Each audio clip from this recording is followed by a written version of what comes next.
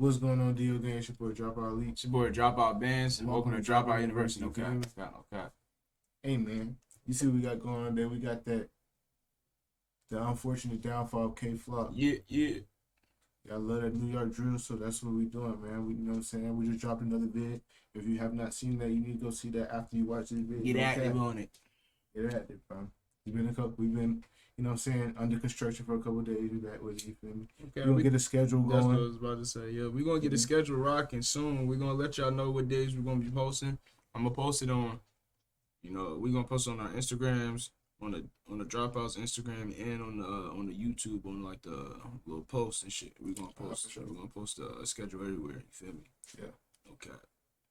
Capital all the links in the description. Hell yeah. Okay. For all the eyes you get, we didn't even put up the Dropouts. Nah, that's how we're gonna do it after these videos. Okay. Yeah. We have follow the Dropouts too on the gram. Mm-hmm. I gotta switch yours too. Oh yeah, bet. Okay. Mm-hmm. Yeah, appreciate y'all rocking with us, man. Okay. No cap. So go ahead and get right into it. Let's get it. Make sure you got a blizzy, bro, if you're of age. Bronx drill is one of the hottest new waves in hip-hop. Young rappers from the Bronx are popping off and running up millions of views, but there's a ton of competition at the top. Back in 2020, K-Flock started running up massive numbers and was on his way to taking over the whole movement. But then, he allegedly murdered someone in broad daylight and he's been locked up ever since. Then just when fans thought he might beat the case, the feds came through and hit him with a massive RICO indictment. It's a wild story all around. And today, we're breaking down how K-Flock went from being the king of Bronx drill to facing life in prison. Let's get right into it. K-Flock came up in a part of the Bronx called Southside and reps a set that uses the same name. Back in the day, he wanted to become a pro athlete, but it didn't take long for him to switch directions and get active in the streets. Flock didn't even want to be a rapper back then, but he acted like a hype man for his homies, B Love and Dougie B, who were trying to make it in the industry. Eventually, Dougie B convinced Flock to hop in the booth, but nobody expected what happened next. Flock dropped his first track in May 2020, then followed it up with a couple of collabs with his homies. In August 2020, he released Is You Ready and Being Honest, and both tracks ran up over 1 million views.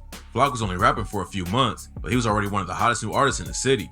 But just like Chicago drill back in the day, it's more than just music in the Bronx. Almost every rapper in the drill scene is also gang affiliated, and street politics ended up getting brought into the music. Shy K and E-Dot Baby were both coming up around the same time as Flock. E-Dot repped the old Ys, while Shy put on for the OGs. Both of them were cool with Flock and a lot of other dudes from Southside. But then, E-Dot was caught chilling with Flock's ops and everything changed. E-Dot was blowing up after his track Ready for War racked up millions of plays, and a crew called Structure wanted to link up with him. But at the same time, Structure was cool with RPT, a set that beefs with Southside.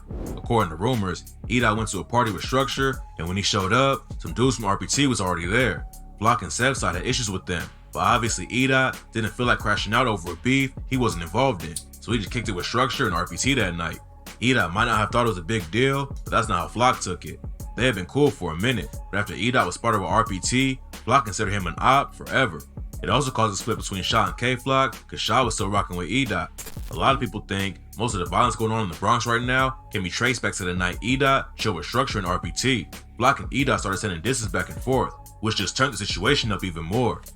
Yeah, I even peeped some people in the comments saying that was the biggest twist. Like, I was saying, like, a bunch of things happened between every gang. Yesterday, that was the biggest thing that happened. E-Dot hanging out with them. On the track Clickin', Flock said, "Why these is actors?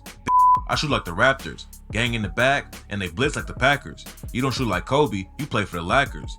Then E-Dot clapped back with the track called Geek and said, like, "No, I don't play for the Lakers. Like, I'm a gangster taking them risks. Southside K, all that shit to my d."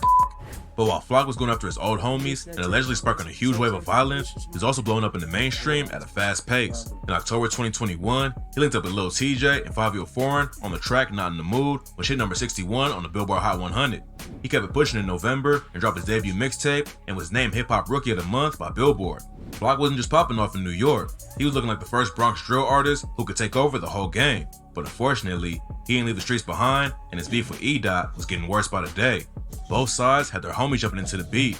Then, in December 2021, K-Flock allegedly killed E-Dot's friend Waka outside of a barbershop in the middle of the day. When the police reports first broke, they said K-Flock spotted Waka in the barbershop and decided to check him. He opened the door and asked Waka what he was looking at. Then Waka walked over to him and they started fighting. According to the initial reports, Flock turned around to leave, then spun back around and shot Walker in the neck and back. The cops released a photo of the shooter that was caught by a surveillance camera. In the photo, you can see a dude rocking a Montclair coat, a Mary jeans, and a pair of Jordans that hadn't even been released yet. At first it looked like Flock threw on a bunch of designer and went out looking for problems, but then footage came out that proved the cops' original report was completely wrong. Surveillance footage leaked online that showed Flock walking past the barbershop without stopping or saying anything to someone inside. After he went by, Walker came out of the shop and started following him. It's not clear what happened next because the shooting wasn't captured by the camera, but obviously the cops had the situation twisted.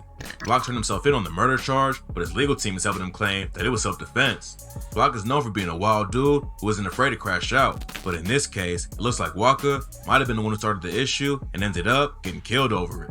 We'll find out more after the trial starts, but Walker's murder ain't the only case Flock's didn't have to fight. Back in December, Flock's fans got some good news about the murder case.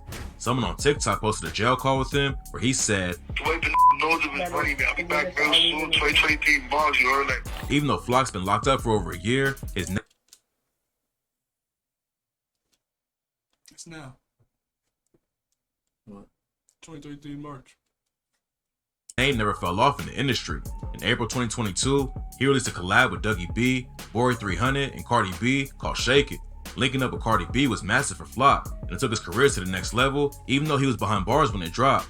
It looked like if Flock could beat the murder charge, then he would come out and still be at the top of the game. Fans also thought Flock scored a huge win after he hired Jeffrey Lichman to be his lawyer.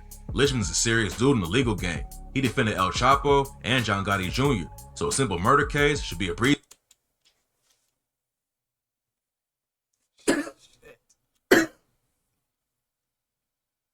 I know he dropped a bag for that nigga. For him to handle.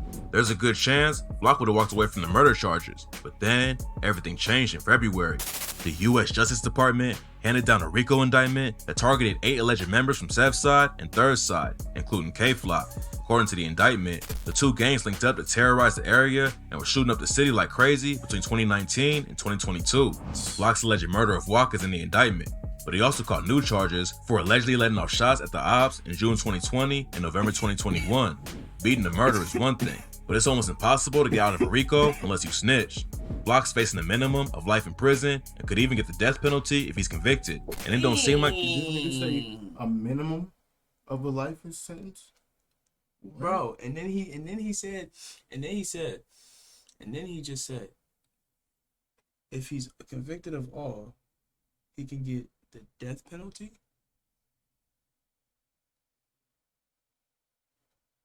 What all did he do? Said he shot at the ops. You finna fry his ass. I'm telling you, just having a gun, they already cook your ass, throw the book at your ass. Why you got a gun in New York? Are you dumb? That's exactly how they look at you. I ain't gonna lie. I don't know, but I'm just saying. That's just it's crazy. They threw the book in half at this. the feds have any interest in giving them a deal.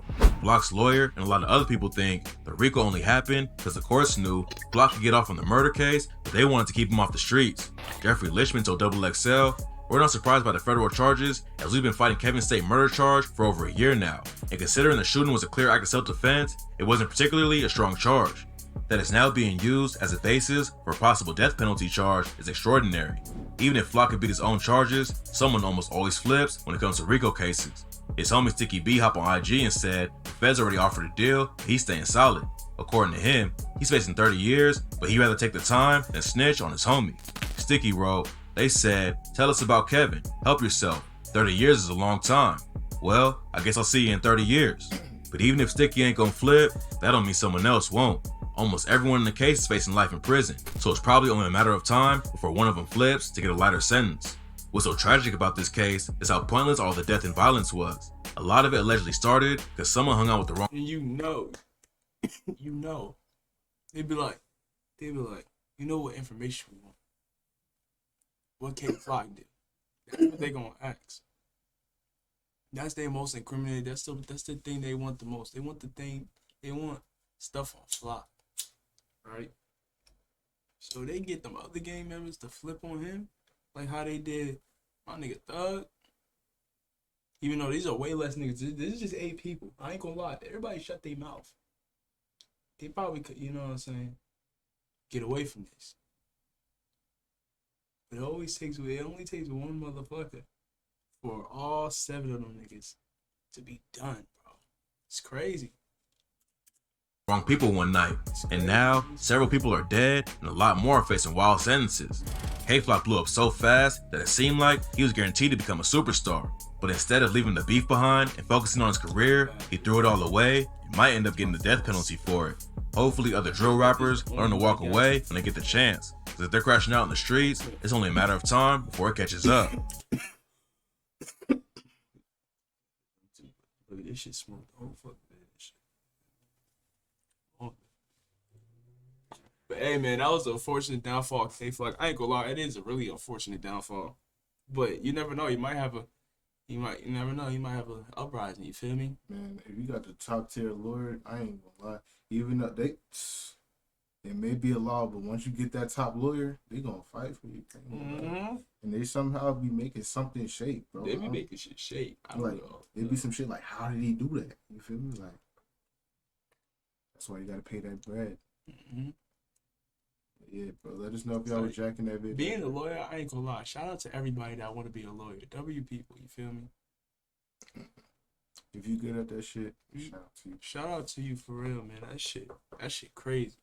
But hey, man, let us know how y'all feel about that video. The unfortunate downfall of K-Flock, man. Yeah. No cap.